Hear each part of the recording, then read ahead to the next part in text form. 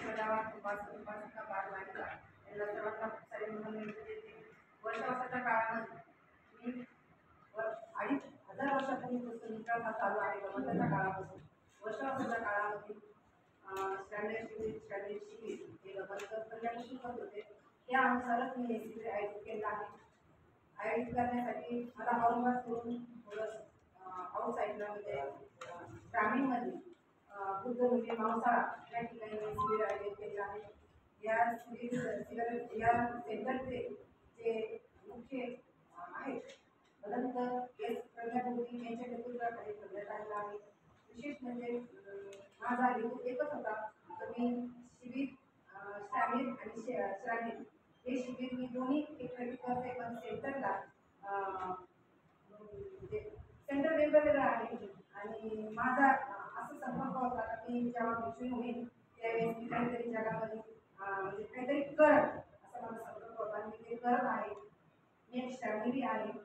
त्याकरता माझे godfather Bhadant S प्रज्ञाबुद्धी आहेत त्यांच्या नेतृत्वाखाली शिबिर आयोजित केलं आहे. शिबिरामध्ये कमीत कमी 20 महिलांचे नाव आणले आहे, 20 पुरुषांचे नाव आणले आहे. 50चं टार्गेट आहे.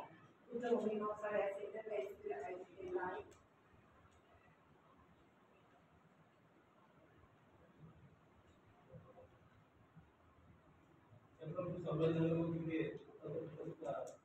छत्रपती संभाजीनगरमधून 7 महिला आहेत. बरेचसे महिला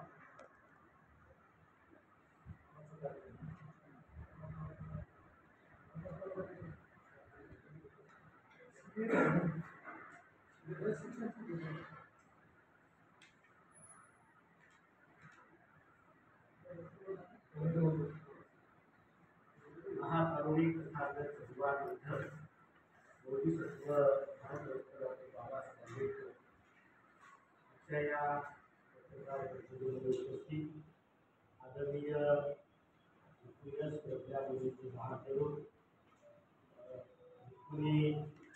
आर्या अभिधम्माजी आणि भरते सागर मोदी, आपण सर्व पत्रकार बंधूंनी खरं तर बौद्ध धर्मामध्ये आषाढ पौर्णिमेला अतिशय महत्त्वाचं स्थान आहे. हिंदू धर्मामध्ये गुरुपौर्णिमा म्हणून तिला मानल्या जातं, परंतु बौद्ध धर्मामध्ये आषाढ पौर्णिमा ही जगामध्ये अत्यंत श्रेष्ठ अशी पौर्णिमा, ज्या दिवशी तथागतांनी धम्मचक्र प्रवर्तन सूत्राचा उपदेश केला. धम्मचक्र प्रवर्तन सूत्र सारनाथ या ठिकाणी केलं. इतिहासामध्ये आपण गेलो तर आषाढ पौर्णिमेला सिद्धार्थ गौतमाचा म्हणजे महामाया देवीच्या गर्भामध्ये प्रवेश तोही दिवस आहे आषाढ पौर्णिमेचा. ज्या दिवशी सिद्धार्थ गौतमाने गृहत्याग केला तोही दिवस आहे आषाढ पौर्णिमेचा. ज्या दिवशी सिद्धार्थ गौतमाने पहिलं धम्मचक्र प्रवर्तन सूत्राचा उपदेश केला, सारनाथ या ठिकाणी मृगदाय वनामध्ये धम्मचक्र प्रवर्तन केलं आणि पंचवर्गीय भिक्खूंना धम्माचा उपदेश दिला तोही दिवस आहे आषाढ पौर्णिमेचा. आणि ज्या दिवशी बौद्ध भिक्खू लोक आषाढ पौर्णिमेपासून तर आश्विन पौर्णिमेपर्यंत वर्षावासाला प्रारंभ करतात तोही दिवस आहे आषाढ पौर्णिमेचा. आणि ज्या दिवशी तथागतांनी पाली भाषेला खरं तर धम्मभाषा म्हणून ज्या दिवशी उगम झाला तोही दिवस आहे आषाढ पौर्णिमेचा.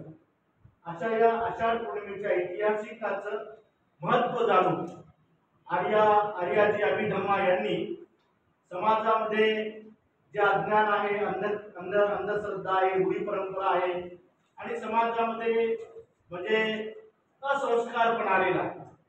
म्हणजे आज समाजाकडे जर आपण पाहिलं तर ग्रामीण भागातले उपासक जास्तीत जास्त व्यसनाधीनता झाली आणि म्हणून कुटुंबामध्ये स्त्री ही थोडी जबाबदार आहे आणि कुटुंबामध्ये स्त्री ही संस्कार टाकणारी माता असते, भगिनी असते आणि म्हणून संस्कार चांगले घडावे या धम्म शिबिरातून स्त्रिया घडाव्यात, श्रामणेर म्हणून मुले घडावेत, व्यसनाधीनता जी आहे तीही दूर व्हावी या शुद्ध हेतून आर्याजी अभिधम्मा आणि भंतेस प्रज्ञाबुद्धी महाथेरो यांनी संयुक्तपणे श्रामणेर शिबिर आणि श्रामणेरी शिबिर असं दोन्ही अलग अलग म्हणजे व्यसनाधीनता जर मुलांमध्ये असेल तर ती दूर व्हावी, शिक्षणाचा अभाव असेल तर शिक्षण त्यांनी घ्यावं, चांगले संस्कार घडावे, कारण चांगला संस्कार हा माणसाला जीवनाला घडवत असतो, बनवत असतो.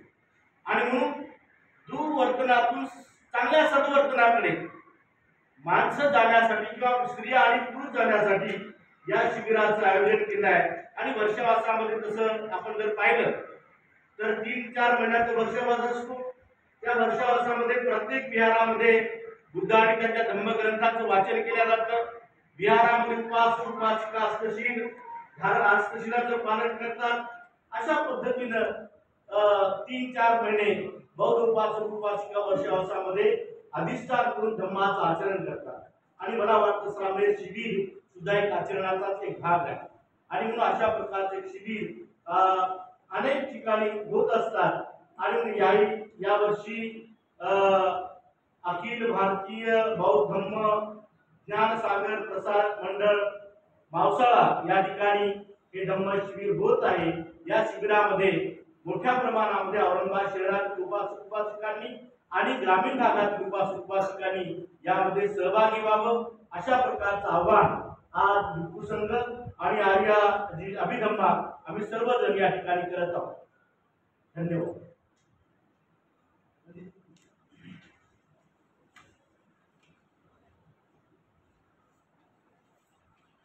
नमो बुद्धाय. जय भीम. आजच्या या पत्रकार परिषदेमध्ये उपस्थित पूज्य भदंत प्राध्यापक एम सत्यपालजी, पूज्य भदंत सागर बुधे आणि ज्यांनी शिबिराचं आयोजन करून आज या शिबिराच्या अनुषंगाने पत्रकार परिषदेचं आयोजन केलं अशा आर्याजी अभिधम्मा आणि या ठिकाणी सर्व उपस्थित पत्रकार बंधूंनो, प्राध्यापक भदंत एम सत्यपाल यांनी या शिबिराच्या अनुषंगाने आपल्या सर्वांना सविस्तर माहिती दिली.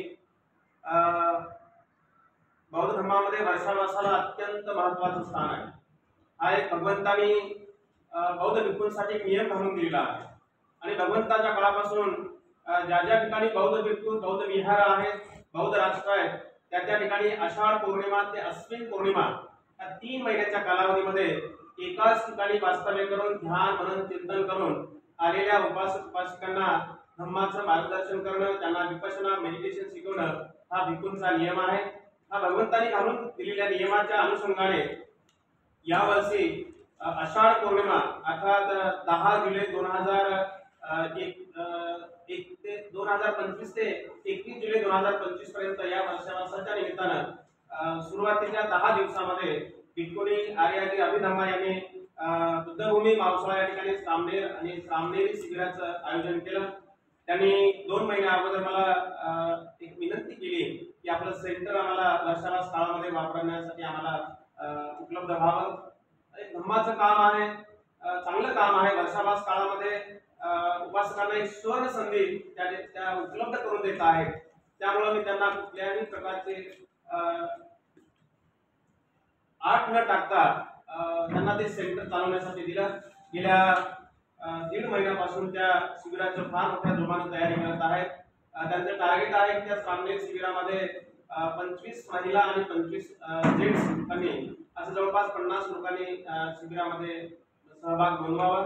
त्यांच्याकडे बरीच नाव नोंदणी झालेली आहे.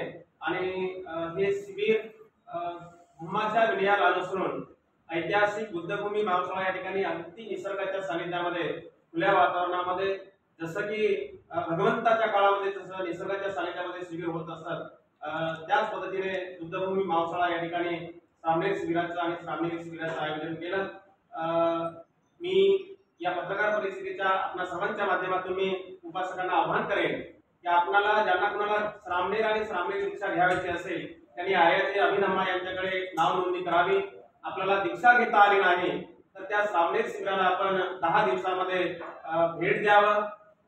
त्या शिबिरासाठी जे काही यथायोग्य सहकार्य करता येईल, मदत करता येईल, भेट देता येईल तेवढं आपण त्या शिबिरासाठी करावं.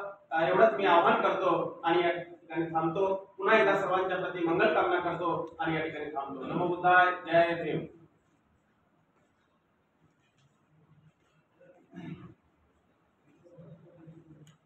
विचारायला